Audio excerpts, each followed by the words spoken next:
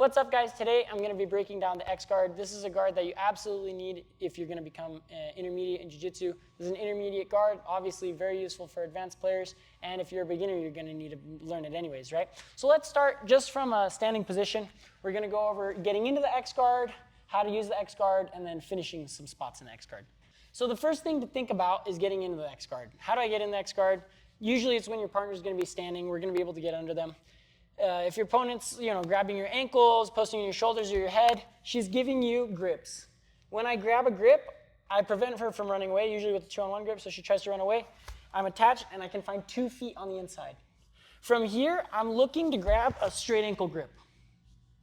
Once I grab a straight ankle grip, I want to make sure this is really secure, that her ankle is in my armpit. This is like kind of my first anchor, right? If this is really loose, a mistake I see the kids and teens making a lot is that they're just loose with this grip or they're low on their rib, right? It's going to be easier for her to step out just like she did.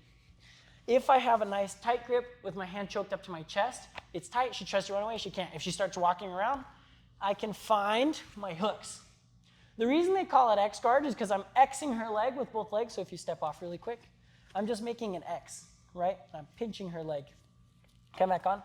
The orientation doesn't matter. There's technically a reverse X and a regular X. I'm putting my foot that's behind her in first, and then underneath it, I'm putting in the foot that could be in front of her. But again, the orientation doesn't matter unless you're doing specific moves. Now, the first option from here is obviously just to take her backwards. If I try to take her backwards as I am right now, she can balance, right? She can step as I try to push her backwards. It's probably not going to work. It might occasionally. So one thing we can do to solve that is we can find her ankle, right, her balancing ankle. Notice this foot as I push her back, that's how she's balancing. So if I can collect her secondary leg, now I have control of both legs, and I'm under her center of gravity, so I'm very strong. I can sweep people much bigger than me. I can tip her hips over, and I can start to come up for a sweep, or I can start doing leg locks. An important note, if you're coming up for a sweep, always make sure you're holding your opponent's leg as you come up.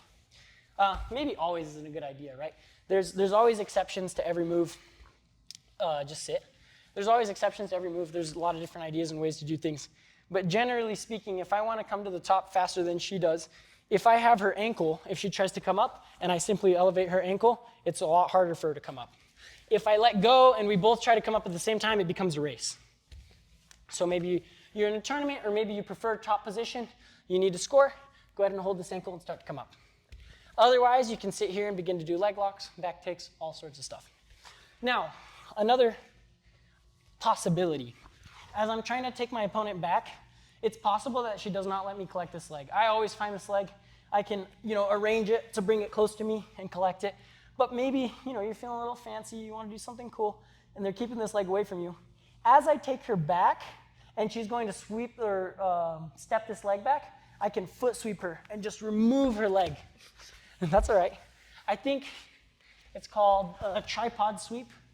Maybe not. Maybe I'm wrong. I've heard it called a lot of different things. But essentially, this top foot or this bottom foot drops to her ankle as she's stepping back, and I can remove it. She's really light, so I don't have to time it very, very well, but it might look something like this. Just go live for a second. Maybe we're bouncing around. There it is. Probably look something like that. Now, in the case that you cannot take your opponent back, they have great balance. They're probably holding your shins, right? They're not allowing you to take them back. Their weight is forward. I'm going to go ahead and I'm going to place our hands on the mat. Variety of ways to do this. One way is to double up your legs and kick her hip up and bring your knees to your chest. Notice how my knees go to my chest. She'll put her hands up. If I don't have this foot collected, again, it's very easy for her to balance. So if I try to take it over, easy for her to balance. If I can grab that foot and I block her shin as I kick her hips, hands will go to the mat easy. My favorite way to do this is to put my foot on the mat and use this foot on her butt. This is very strong. While I push her, boom, hands on the mat. The reason you'd want to get your opponent's hands on the mat, number one, is if I get her hands on the mat and she comes up to balance, I can use her momentum, take her backwards, and sweep her. The other reason I would want to keep her hands on the mat is because once her hands are on the mat, her legs become light. And now I can start to play all sorts of leg locks and back takes, wrestle ups. Something to consider here is I want to keep her hands on the mat as long as possible. So let's just switch sides really quick. When I'm here, some details to keep your opponent's hands on the mat. One is to lift your legs on their hip, right? Keep their hip high. If her hip is high, her weight's on her hands, it's harder for her to stand up. The second thing I can do is I can frame in her armpit or her rib and keep her away from me. So if she tries to face me, she tries to stand up, I make it hard for her. Now the first option we'll go over is just to wrestle up. No, I'm gonna try to swim an underhook because I can wrestle up from here, but if I try, occasionally she can straighten her leg and just pull it right out, run away, right? So I like to have an underhook. And switching to my underhook, it's important that I don't just let go to swim, because if I just let go, she'll run away, right? So it's all about control. I'm gonna take this top arm, I'm gonna cup the knee, and then if she tries to run away, I'm buying myself enough time to swim under and cup the secondary knee. From here, I can place my hook in her hip, and I can start to kick her away as I come up on my elbow. And now here, she can still straighten her leg and run away. So my goal is to kink her leg, bend her knee, and I'm gonna go straight up towards the ceiling posture. Now that I've bent her knee, I have two options, okay? The first option is to go to the back. Notice I drag the leg as I get to the back, make a connection. Now I can start going for my seatbelt, my hooks, crab ride. If I just dive for her back without maintaining connection to the leg, she's gonna be able to run away, maybe roll away, I might not catch her. So make sure that you're passing the leg across. The second possibility is I wanna put her flat on her back. I can simply reach for her ankle and ankle pick her and square her back up. Let's go to the same position. There's one thing she can do to kind of counter this. So I swim, I come under, let's back up here. One thing she can kind of do to counter this is actually stand up and face me.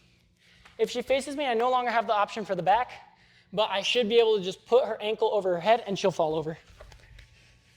One thing to be really aware of, I've been caught in this in competition, of course, they didn't submit me, but you can't let them get the clip, you know what I'm saying?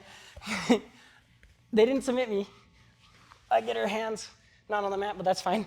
Is she can actually throw a flying triangle here. So this arm's in. If she were to throw, you can probably do it. Yeah, just throw it up, boom, exactly. So note where this outside arm is, because you are in danger for a possible outside triangle if you're fighting somebody athletic, or of course you're competing. That's the first option with their hands on the mat. Next option with their hands on the mat is gonna be a back take. This is why X-guard can be so strong, right? We know that back takes is one of the strongest positions in jiu-jitsu. I think it's over 60% of professional matches are ended with a rear naked choke out of all the submissions, which is just disproportionate, right? So to be able to get to the back, I'm gonna run through the same sequence. I get her hands on the mat, I keep her hands on the mat, I swim. Now, instead of wrestling up, any way I can, I'm gonna find this leg on the other side of my body.